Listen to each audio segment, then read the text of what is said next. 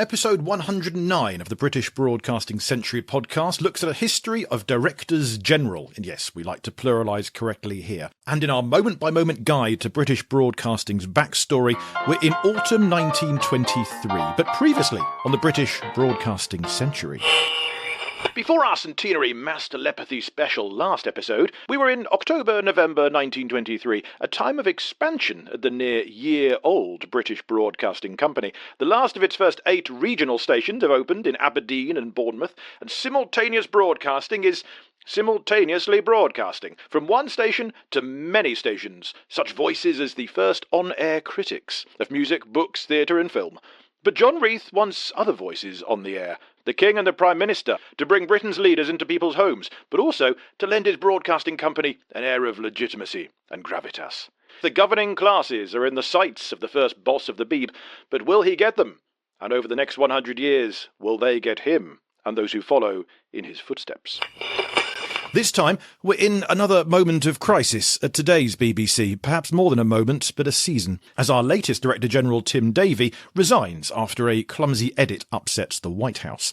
And with accusations of bias, partiality and scandal thrown around like confetti, once again, today's BBC seems to fall foul of that prophecy from one 1920s Postmaster General. Once you let broadcasting into politics, you will never be able to keep politics out of broadcasting. So it seems a good time on this podcast for a brief history of the BBC's 17 Directors General, and indeed what their various downfalls were. From John Reith to Tim Davie. Tim Davie's resignation was surprising. I think some of the different aspects at play that have been discussed in the commentary around Davie are a long-standing feature of the BBC's politics and culture. So in some ways new, and in a lot of other ways probably not so much. Joining us is Dr. Tom Mills of Aston University, author of the BBC Myth of a Public Service, a book for your Christmas list. And speaking of Christmas, our festive audio treat. We've been trailing for the last few episodes. Your final clue this time, and indeed, all right, we'll reveal what the clues lead to. Something very nice and festive and historical this Christmas. But first, Directors General, past and present, but mainly past, on the British Broadcasting Century. Hello, this is Paul Curran calling. This is London Calling. Hello, welcome to the podcast. I'm Paul Curran. Hope you're doing well. It's turning, isn't it? The weather's turning. And the atmosphere around the BBC is getting a little frosty too. Before we get to that, thank you for last episode's feedback. Had some lovely comments about our drama reenacting the evening of mass telepathy on its centenary, 12th November 1925, and brought to you with today's cast in 2025. A marvellous bunch of actors. Thank you so much to every single one of them, and our wonderful producer Helen Quigley.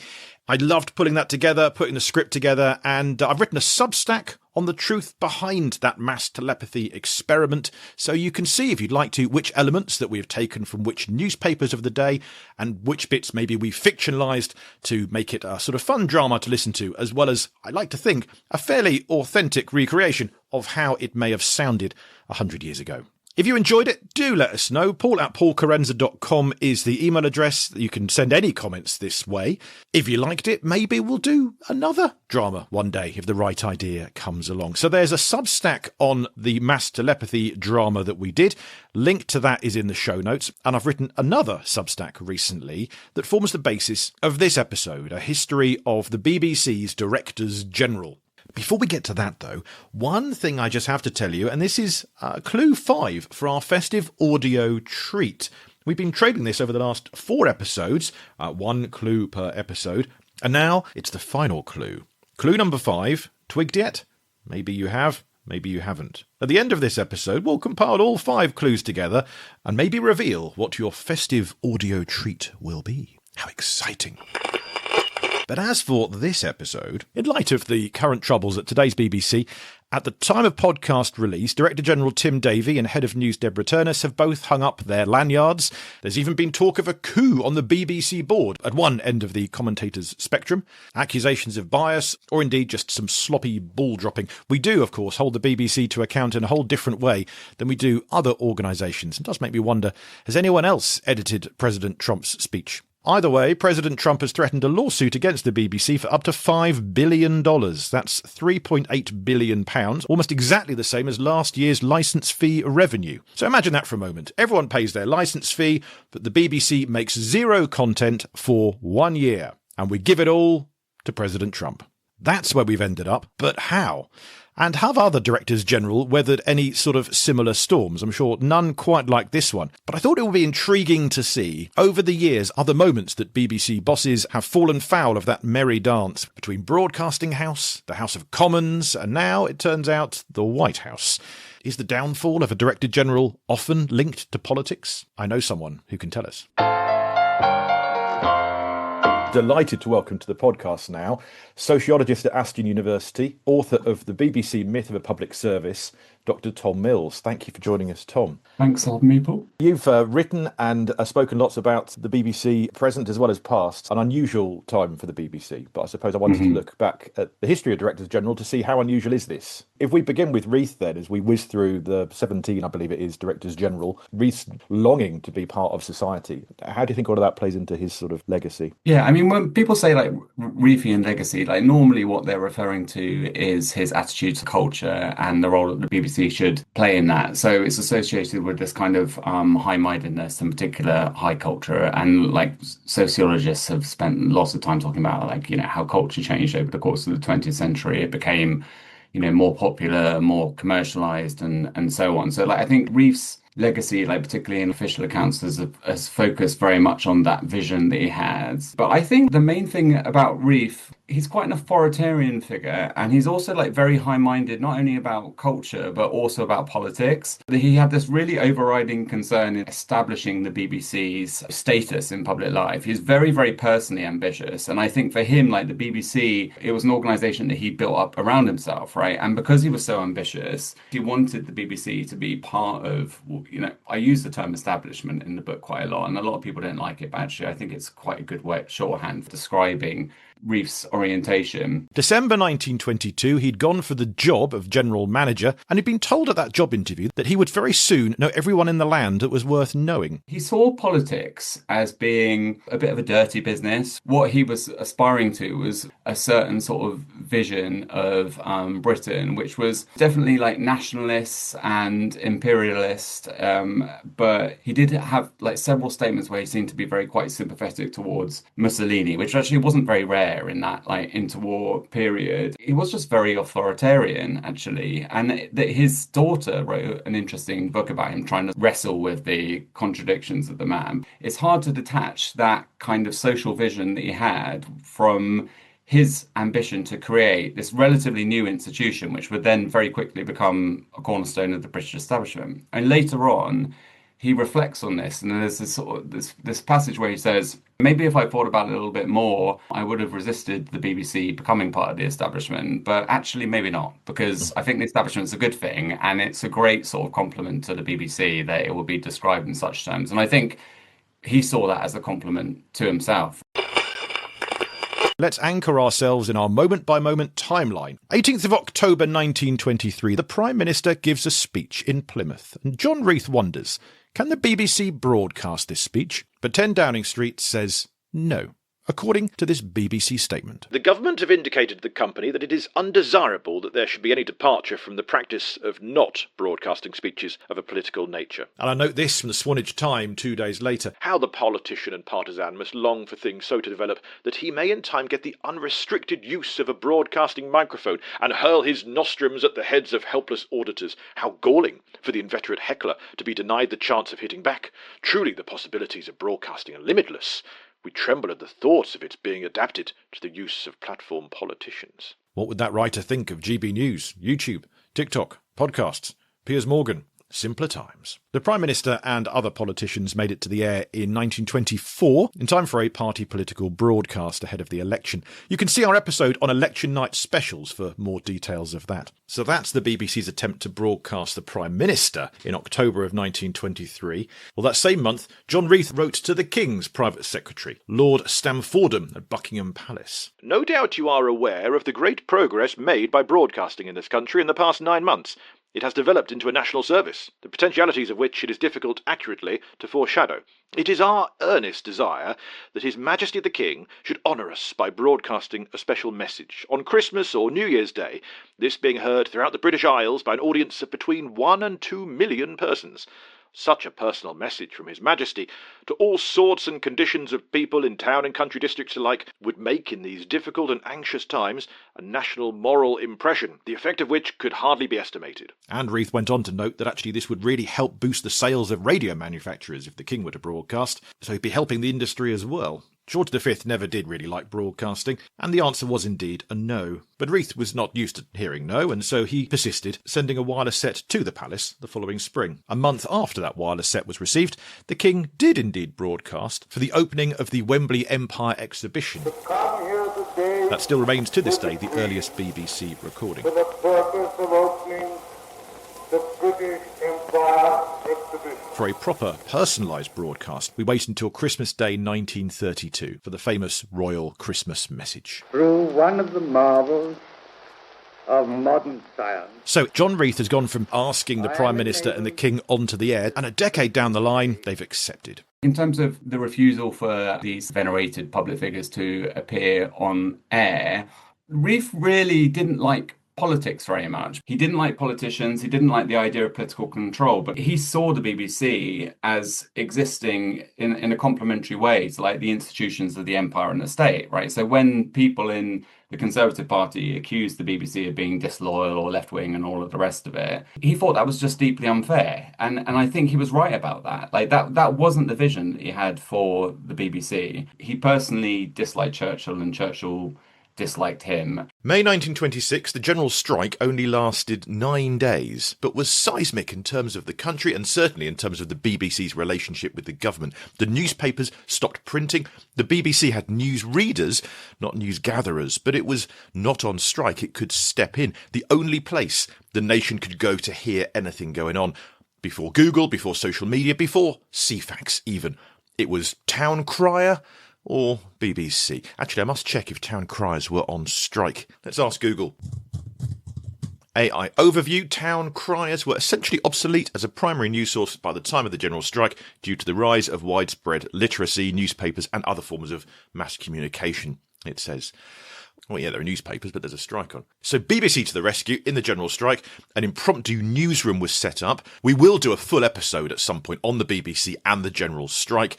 Maybe for its centenary in 2026, or maybe when we reach it on our moment-by-moment timeline in a couple of years' time. You tell me when you want it, and maybe we'll take that into account. But in a nutshell, it seems that there was an attempt at the BBC to be fair to both sides in the strike of 1926. That bothered the government, especially the Chancellor, Winston Churchill, who had launched his mouthpiece of a newspaper, the British Gazette. Churchill thought that Reith's BBC should basically be an audio version of that partisan newspaper.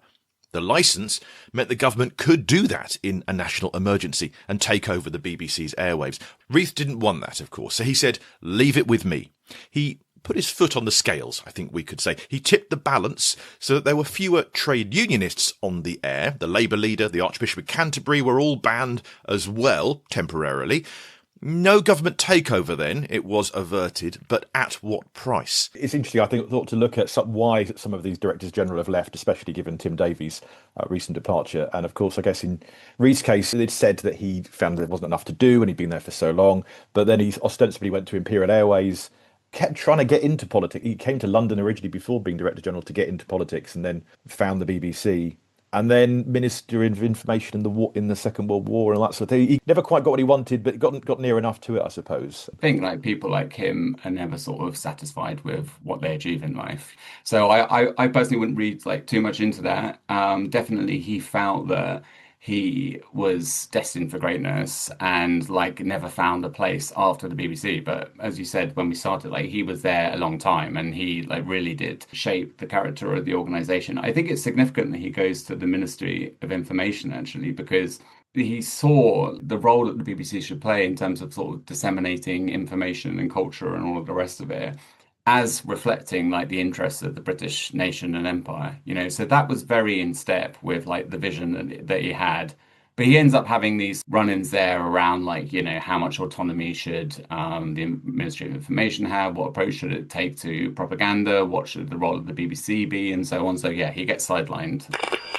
Number 2, Frederick Ogilvie, 1938 to 1942. Like John Reith, he suffered in the Great War. Reith's major injury was a gash to his face. Ogilvie's was the loss of his left arm in 1915. Well, how do you follow Reith then? And that is with a few fairly swift directors general. Ogilvie is not seen as being a great leader of the BBC generally. Like, if you read most histories, he was an academic economist. He was public school. He was Oxford, I think. He was basically seen as not having strong leadership qualities. BBC chairman R.C. Norman described Frederick Ogilvie unflatteringly, saying he possessed every skill except that of being able to manage a large organisation, the one quality which was indispensable. Numbers 3 and 4 are Cecil Graves from 42 to 43 and Robert Foote from 42 to 44. Joint directors general to begin with, One Foote and the Graves. And that takes us into the Second World War, where you get this duo between Graves and Foote. And these interwar director generals, like, in some ways, they're quite in step with Reith in terms of their character and their background. Everything's about administration, and the BBC was modelled on that late Victorian, early 20th century model of service and administration, which was, again, quite authoritarian, quite hierarchical. The kinds of people who were making decisions tend to be drawn from this incredibly narrow sort of social strata. I mean, in some way,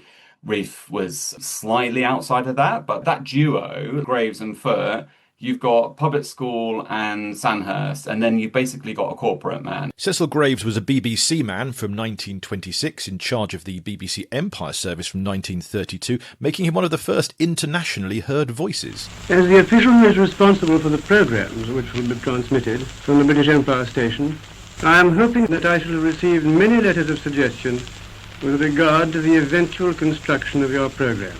Please do not hesitate to write. I need your help and cooperation. Robert Foote was the admin half to Graves's programme half, managing the Gaslight and Coke Company, later becoming British Gas, and he went on to chair the Mining Association. Number 5, William Haley, 1944 to 1952. A media man from a newspaper background and the last Director General in charge of a Radio First BBC. William Haley, again, not a huge amount to say. I mean, generally speaking, is seen as having put the BBC on this kind of steady post-war footing. William Haley was proudest of launching the third programme, alongside the Home Service and the Light programme, and he was John Reith's favourite Director General, apart from himself. Number 6, Ian Jacob, 1952 to 1959. Ian Jacob, he's kind of a similar sort of model, really. Not so different to, like, the interwar people, but the important thing about him is he heads the BBC during the Suez Crisis. He's, I think, much more independently minded than some of the people who preceded him. I mean, he doesn't come from, like, a particularly different social background. He's a military guy. He was invited to run MI6, actually, at one point. He's close to Churchill. So, like, he's cut very much from the same sort of cloth. But if you look in detail at what was going on in the Suez Crisis, which is, very important in, like, the BBC's history, and I'm sure you'll cover in a lot of detail when you get to it. In a nutshell, in the 1956 Suez Crisis, Prime Minister Anthony Eden went on television defending the British attack on Egypt. But would the leader of the opposition be allowed to broadcast a challenge to that? If the BBC let him, Eden threatened a BBC takeover, a la Churchill exactly 30 years earlier. The BBC held its nerve, though. The opposition voice of Hugh Gateskill did make it to the air. Future Director General Charles Curran later reflected on this. He said, in 1956, the BBC had to face pressures stronger than any which had threatened its editorial independence in the 30 years since the general strike. The pressure on the external services, broadcasting to the world, including the area of conflict, was particularly severe. Against formidable arguments about the national interest, the duty to provide an impartial service was held by the BBC to be paramount. The pressures were successfully resisted. On that occasion, it was really the chair of the BBC at the time who was trying to limit some of the BBC's independent footing during that crisis. But again, Jacob, he was at Downing Street having dinner with the Prime Minister when NASA nationalises the Suez Canal. So it's like, right, you still have this very insular relationship between other members of the establishment and the BBC. And he mentors Hugh Greene, the one that we come to that really signals this gear shift in the kinds of people who are running the BBC BBC. Number 7, Hugh Carlton Greene, 1960 to 69. He's there for a long time. He's there for the whole of the 60s, basically, isn't he? And by this point, and under Jacob as well, I suppose, the BBC's changed from being the only voice and a radio first thing to suddenly now we've got ITV and competition.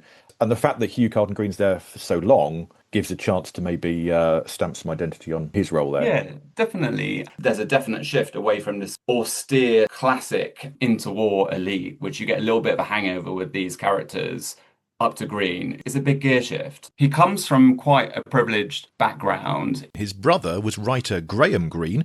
His mum's cousin was writer Robert Louis Stevenson. And if you drink in a Greene King pub, that's his family business too. When he becomes Director General of the BBC, we now know from declassified files that he was very keen on political vetting of BBC staff that was going on behind the scenes. And a lot of these guys get seconded to periods in the military. He spends a period working on counterinsurgency propaganda in Malaya, which was a very, very brutal counterinsurgency campaign waged by the British. So in some ways, he's quite similar to people who preceded him in that he has a very clear sort of identification with British officialdom and all of the rest of it. But he is operating quite a different time now. I mean, we've got this move towards a much more equal society, economically, but also culturally as well in the post-war period. I think he's best understood as a liberal anti-communist who was operating in a situation where you get this sort of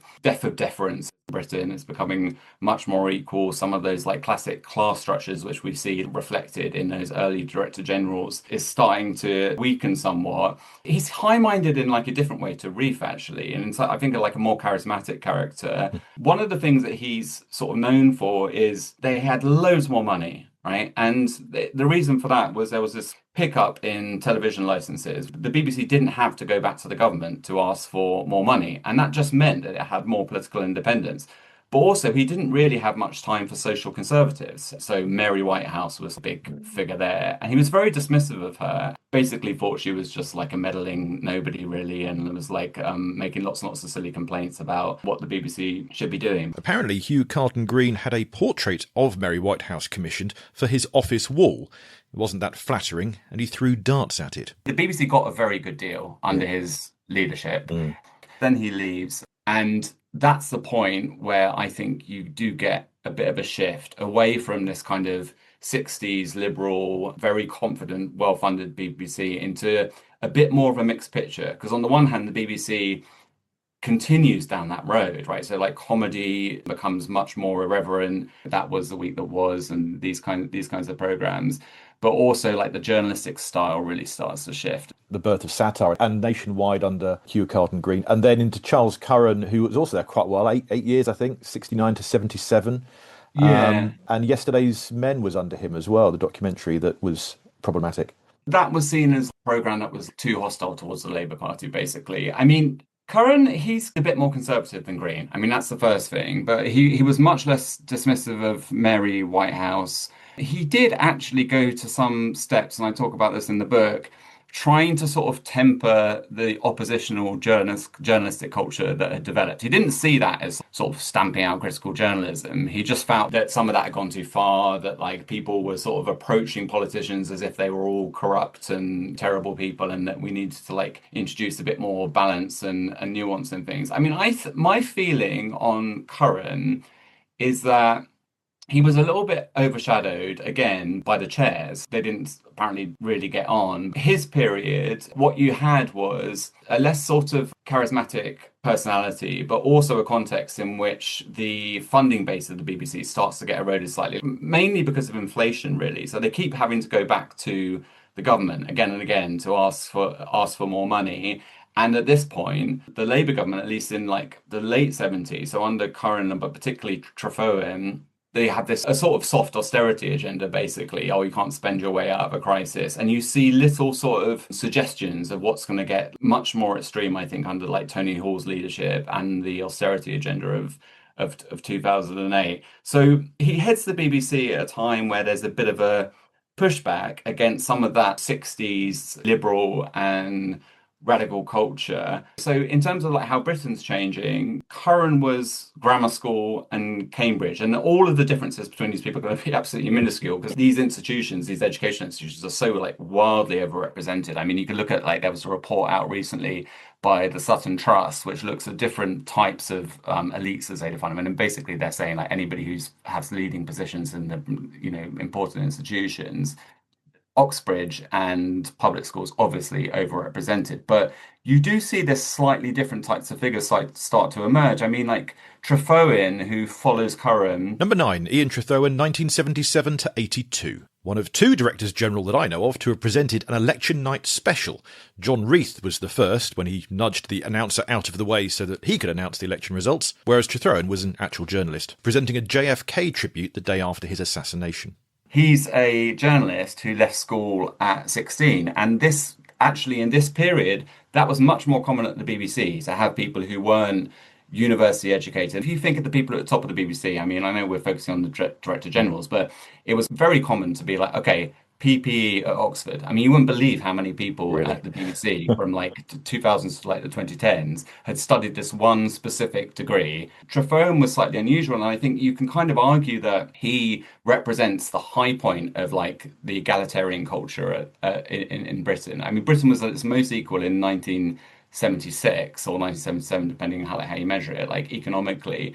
And Danny Dorling actually had quite an interesting article out the other day, which was looking at the BBC's cultural and particularly children's programming and thinking about, okay, if Britain's changing in this period, how was that reflected in its programming? And I think we can see the same sort of thing in these little biographical snippets. He once heard a Birmingham accent on the radio and was heard to say, "What is that sound doing on the BBC? Get it off." Trethowan follows Curran in a similar sort of mould. He was generally like quite well liked. He was a Conservative Party member, like a lot of these Director Generals, or a good number of them. I mean, we can get onto the Labour figures shortly. But he was very good friends with this character, Marmaduke Hussey, and he's going to be really key in what happens to our next Director General, Alasdair Milne. So he was a Conservative. He actually advised Thatcher, okay, Thatcher wants to bring the BBC more under control. And he says, don't do any organisational reform, actually. The way to do this is you appoint people to the board, and they're the people who, in the end, are going to be able to have supreme power in the BBC. It's funny because in the book, I quote Trethowan like saying this is a very dangerous mechanism that the government has. I think it's in like 79 or something like that, or maybe it was like 78. But at the same time, he later says to Thatcher, this is a very dangerous mechanism, so just go for it and use it. I mean, I suppose the charitable interpretation is that like, oh, he thought, well, at least then she won't privatise or like marketise the BBC too much, which he must have realised was a threat. I'm sure you've noticed the cast of this story is entirely men. The only women as sub-characters so far have been Mary Whitehouse and Margaret Thatcher. Will the next DG be female then? Well, I don't think so. I think women have more sense than to apply for this. It'll be a power-hungry man, foolish enough to take this poisoned chalice from Tim Davie. The job advert for the next DG is online, by the way, at time of recording. I'll link to it in the show notes if you fancy applying. A few people have actually asked me to apply, but it does say a strong conviction for public service broadcasting is required. Check. But it also says CEO or equivalent leadership experience, and I don't think running this podcast counts, so I will keep making podcasts about them and wish them well. It's the next Director General, Alasdair Milne, who is one of the key ones, really, because he's the one who gets deposed, and that signals this cultural shift. Number 10, Alasdair Milne, 82 to 87. A BBC staffer since 1954, he was one of Goldie's boys. That's Grace Wyndham Goldie. She had a team of young journalists, Robin Day, David Frost, Richard Dimbleby, former DG Ian Trethowan, and Alasdair Milne, the first TV producer to get the top job. Probably too complex to see. Do we see links between what's happened then, what's happening now? I don't know. But it does seem to show that we have been in these sort of vague areas before. No, I think it's quite close, actually. So just briefly, I mean, basically what happened was the Thatcher government appoints politically sympathetic people to the board, knowing that they're going to push the BBC in a more sort of politically agreeable direction to them. And leading that was the chair, Marmaduke Hussey. So the government was always appointed the chair. And essentially, they quite brutally depose Milne, and they do that in circumstances in which there have been a series of run-ins with the government. He once called the BBC Board of Governors a bunch of amateurs. And he was very independently minded guy. Like, again, he's sort of public school and Oxford, like the rest of them, but he's quite committed to the idea of independent journalism and opposed to the idea of governments interfering with that. And if anything, I would say, like, probably much more than somebody like Greene. He really does believe in this idea that the BBC should be independent of government and fulfill this really important social role. In his post-Director General years, he was critical of certain aspects of the BBC, including too many dumb cookery and gardening shows. He was up against a very formidable government. Thatcher really didn't like the BBC. The similarities between what's just happened with Tim Davie and Milne. With Tim Davie and Milne, you had these series of run-ins with the government and pressure from like external lobby groups and like newspapers. So the Times, particularly, the Telegraph, the Daily Mail to a lesser extent in this period, attacking the BBC for being insufficiently patriotic and the rest of it. And that's resolved with this defenestration, if you like. The thing that's different about the Milne era is that the Thatcherites, although they weren't 100% sure what to do about the BBC, they really did have a different political vision as to what the media should be like and how the BBC should be operating. And that's really not clear to me in the same way as the departure of Tim Davie. Like there isn't really a model that they're working towards. The Thatcherites want to commercialise broadcasting. And one take on that is that the BBC survived, it didn't get privatised, it remained at the centre of British public life. This is where the argument I make in the book is a little bit different. Because the way I read the departure of Milne is that Checkland, who followed him, and particular Birt, basically introduce a vision at the BBC, which is very distinct from what had gone before. So in my mind, like, yes, Milne's an important figure, but he's mainly important because of his departure. And it's really not so much Checkland, who comes afterwards. Number 11, Michael Checkland, known as Checkbook Checkland, because of his BBC finance background, 87 to 92. He thought the BBC too London-centric and was eager to further global commercial opportunities, helping create what is now BBC Worldwide. But Birt, who is like the key figure in like signalling this organisational shift. Number 12, John Birt, 1992 to 2000. So John Birt, through the 90s, the move to digital and online, big change. Then producer choice under John Birt as well. So Birt has this quite high-minded like vision of what broadcasting should be, and he writes this quite widely read critiques of broadcasting in the 1970s. And the idea is there that the BBC is not explaining things in its news. It's just reporting these various events and not allowing people to like get some sort of understanding of their significance. But particularly what they were concerned about was that like Britain, had entered this period of like malaise and crisis, and all the BBC was doing was sort of saying, "Oh, here's the problem, here's the problem, here's the problem." And so what they wanted was like a more analytical journalism. That was the argument that they made. Birt heads journalism before he's Director General.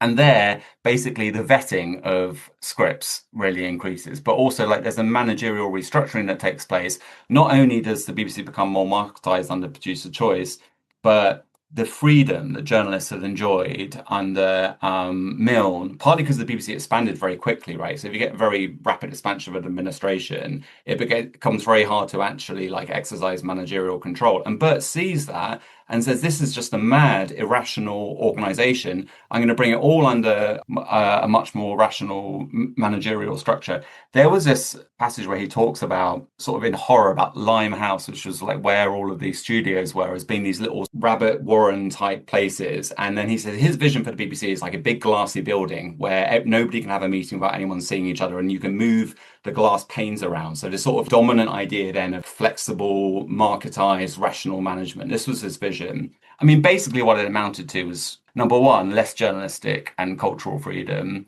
Number two, much higher integration into the market. Like the BBC became very bureaucratic, and morale was very, very low. I mean, just personally, Birt wasn't a very good communicator. Like, he wasn't liked by anyone at the BBC, really, apart from a small group of loyalists. And he had a vision of the BBC that people just didn't share. It really was out of whack with how people understood their jobs, like culturally or journalistically. A 13th Director General, Greg Dyke, 2000 to 2004. So Dyke. Yes. Dyke is important because he also gets deposed following following a run-in with the government, basically. He was well liked at the BBC. He was a much more personable character than John Birt. He actually came from a similar sort of background. They both worked at LWT. He's sort of seen as having a bit more of a popular touch. He got a good deal out of the Labour government then. He really restored BBC morale. He took journalism quite seriously. He also made these are all the positive things about him. He also made a lot of comments about the BBC being too focused on Westminster, being too elitist. There's a lot of appealing things about Dyke.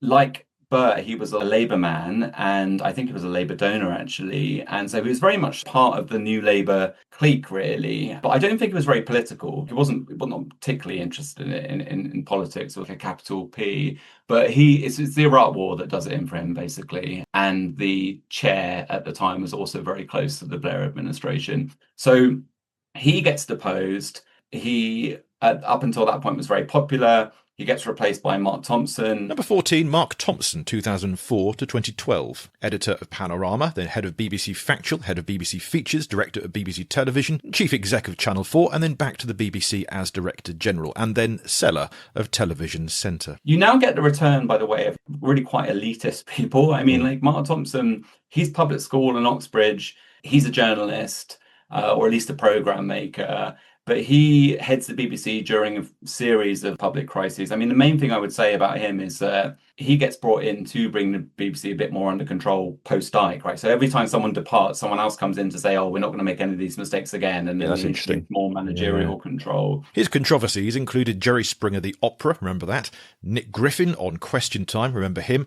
And the Russell Brand and Jonathan Ross prank call. I think he didn't really have much of a vision as to what the BBC should be. I mean, he's made some nice noises since, actually, and he was quite critical of what happened under Tony Hall, who we need to come to. Went on to head up the New York Times, and then CNN has landed rather well on the other side of the Atlantic. Number 15, George Entwistle, 2012. And he lasted just under 2 months. Must be the shortest one. It's the Liz Truss of Directors General. Yeah, that's right. Another who worked his way up through Panorama, unlike the latest DG who seems to have been brought down by it. He became editor of Newsnight on September the 10th. 2001. I feel sorry for him in a way because I think basically what happened was the Jimmy Savile scandal just hit him like a bus and off he went. I mean, he seems like he was sort of a bit out of his depth, really. Greg Dyke said of him, "Young Entwistle was hung out to dry, his career effectively destroyed, wasn't given the support from above that he needed and deserved." Number 16, Tony Hall, 2013 to 2020. Another DG from a news background, he brought in BBC News 24 and online, as well as Radio 5 Live and BBC Parliament, where he now sits in the House of Lords as Lord Hall. Tony Hall, again, private school, Oxbridge PPE, sort of a BBC lifer who had gone to head the Royal Opera House. So that gives you a flavour of that, establishment sort of credentials. As DG, he saw Clarkson off Top Gear, which led me to have a job writing on Top Gear, and was there for the end of government-funded TV licences for the over 75s. So two things about him. Number one, he was sort of a John Birt lieutenant in the producer choice era, and he shared all of that vision of the BBC becoming a much more marketized organisation. But when he comes back again, he makes this disastrous deal with George Osborne, which is going to just cut the BBC's funding, and it's been estimated that led to a 30% reduction in its budget, which is just extraordinary thing to happen to any organisation. I mean, it will just become completely dysfunctional. It was total madness. He does that behind the scenes. The other thing he does is he extends that John Birt vision of the BBC being much more integrated into the private sector. So, you have BBC Studios now making programs for Apple or Amazon or whoever. So everyone in the BBC is selling things to each other, but its actual resource base starts to decline. And its political independence, I think, has been really bruised in the austerity period. And number 17, Tim Davie, 2020 to 2025. And I think at this point, Thompson, Entwistle, Hall, Davie, you're seeing an organisation that's it feels like a ship adrift at sea. It doesn't really know what it's doing. But also, by the time we get to Davie, I think there's this feeling that the management is just a bit dysfunctional, and that seems to have been a key part of the latest crisis. Well, there you go. Brings us to Teflon Tim, and even as the nickname goes, even Teflon runs out eventually, and we'll see what's next. It's almost so every week the news is changing. So, but even by the time this podcast airs, things may move on. Perhaps more on Tim Davie and/or what's next at the top of the BBC in future podcasts. Although here we're mainly about the past. But without the past, can we truly understand the present, let alone the future? Thank you so much, Dr. Tom Mills, author. Your book is The BBC Myth of a Public Service, and another one out next year you're collaborating on too. We'll watch this space. Thank you very much for having me. I enjoyed it. Hey, it was a rushed finish, but the Zoom call runs out at 40 minutes. That's Dr. Tom Mills's take. If you have a different one, your right to reply is by emailing me, paul@paulcarenza.com. Love to hear from you about your thoughts on any of our Directors General, past, present, or, well, they're all past, aren't they? As for number 18, a time of podcast's release, I don't know who that is. Do you? Hey, it could be you. There's a report that is the basis of Tom's new book out in 2026, a report which we'll link to in our show notes, or you can Google our mutual friend, the BBC in the Digital Age. It's by Tom Mills, Tom Chivers and Dan Hind. Well worth a read about the BBC going forward from here. Fascinating time, I wish it weren't so. We'll link to it as ever in our show notes. Before we go then, one last thing to do, and that is to wrap up our festive audio treat clues for you. 5 clues have hit your ears over the last 5 episodes, and I think it's time to reveal what they all add up to. But first of all, here's our Graham with a quick reminder. Clue 1, the thing. Clue number 2, truth be told. Clue 3, about time too. Clue number 4, fill us in already. Clue number 5, twigged yet? The clues add up to your festive audio treat, which is the truth about Phyllis Twig. Now, the more eagle-eared of you may recall, that was our title of episode 72 of this podcast, the tale of the long-ignored first radio dramatist, Phyllis Twig. She wrote The Truth About Father Christmas for Christmas Eve 1922, although, generally speaking, Richard Hughes of 1924 has been heralded as the first radio dramatist. Phyllis Twig somewhat ignored, and we explored in episode 72. This was largely because she was female, and she wrote for children, and her script was lost. Richard Hughes wrote for adults, he was male, and his script was intact. So in fact, they re-recorded Richard Hughes' A Comedy of Danger decades later. Unfortunately, Phyllis Twig's The Truth About Father Christmas, no one knew what the story of it was, until we went to the British Library, looked under the pen name that we discovered along with Professor Tim Crook, that actually Phyllis Twig was also known as Moira Main, and via that route, we discovered a short story version of The Truth About Father Christmas, the first BBC drama, Christmas 1922. So now we know what was in that first drama.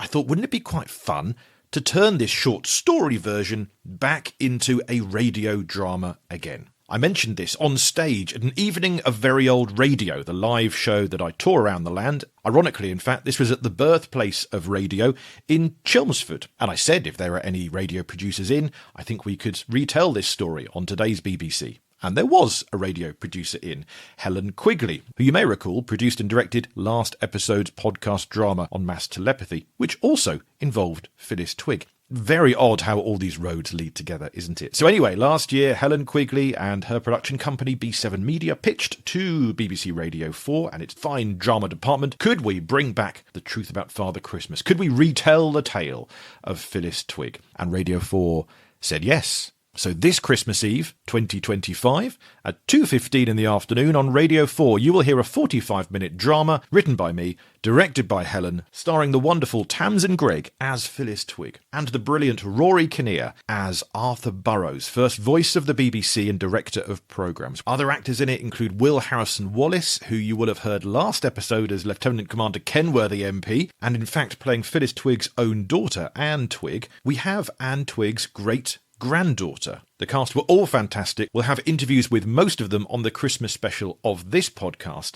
But either way, 2:15, Radio 4, this Christmas Eve, The Truth About Phyllis Twig. We finally got some of our research into the BBC backstory onto today's BBC.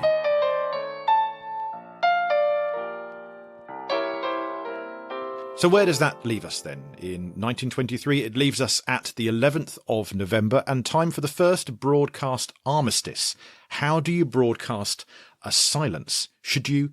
Could you? Did they? With more on that and later Armistice broadcasts of note, cultural historical musicologist Professor Rachel Cowgill of the University of York joins us. My thanks to this episode's guest, Dr. Tom Mills. We don't just have academics on this podcast, but we do when we can. And we do have dozens, and I mean dozens, of recorded interviews yet to play out to you. And I'm so sorry if one of those is you and you're waiting going, when will Currenza get to me? We will. I promise you, we have a huge story to tell of British broadcasting's backstory. If you enjoy the podcast, please do share it, rate, review it, and tell people about it. It's a one-man band. We could do with all the help we can get. You can support us, of course, for £5 a month on patreon.com/Paul Currenza. We've only got a few patrons there, and we would love some more. I always do some writings and some videos and behind-the-scenesy things and extra content for you there, because what did Cecil Lewis say in the first year of the BBC? The microphone, the most voracious beast known to man. Well, I have one in front of me now, and I'm not afraid to use it. So do join us on patreon.com/Paul Currenza. That helps me make more podcasts, buy more books, absorb them, read them, and convert them into The British Broadcasting Century, a solo-operated podcast, nothing to do with the BBC whatsoever, and original music is by Will Farmer. We believe any clips to be so old they're out of copyright, and our thanks to the BBC and all who've preserved marvellous archive. We're just here to inform, educate, and entertain. Thank you for listening. Thank you, Dr. Tom Mills. Do buy his book, and join us next time for the Armistice broadcasts here on the British Broadcasting Century.